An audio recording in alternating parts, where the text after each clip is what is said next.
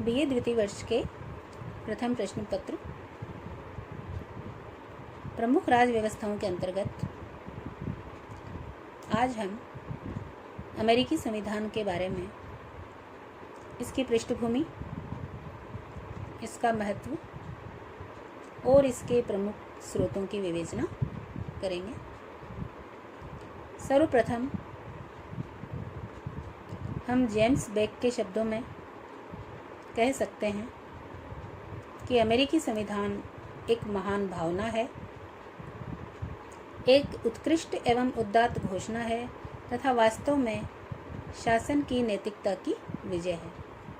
यह राज्य का समुचित कार्यक्षेत्र राज्य को समर्पित करता है, किंतु जनता के मूलभूत नैतिक अधिकारों को सुरक्षित रखकर ईश्वर के विषय ईश्वर के पास ही रहने देता है।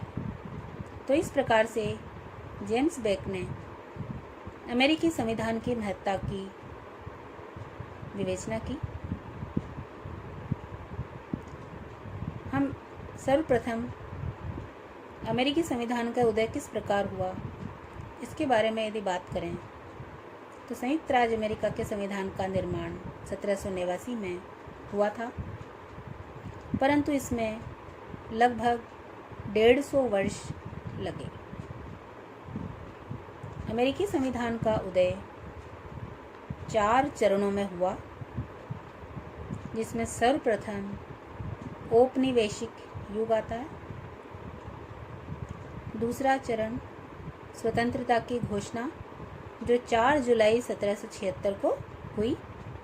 तीसरा परिसंघ की स्थापना, जो 17 नवंबर 1777 को हुई। और चौथा चरण इसका जब संविधान का निर्माण हुआ 26 जुलाई 1787 को संविधान के प्रमुख सिद्धांतों पर सहमति बनाई गई। पांचवा बिंदु यदि हम देखें तो संविधान का अनुसमर्थन, अब तक अमेरिकी संविधान में लगभग 27 संशोधन हो चुके हैं। तो इस प्रकार से अमेरिकी संविधान का जो 150 वर्षों का उदय का चरण है वो समाप्त हुआ। अब हम चर्चा करते हैं कि अमेरिकी संविधान के प्रमुख स्रोत कौन कौन से हैं।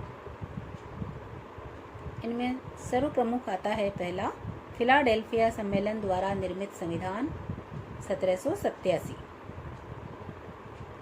दूसरा, संवैधानिक संशोधन।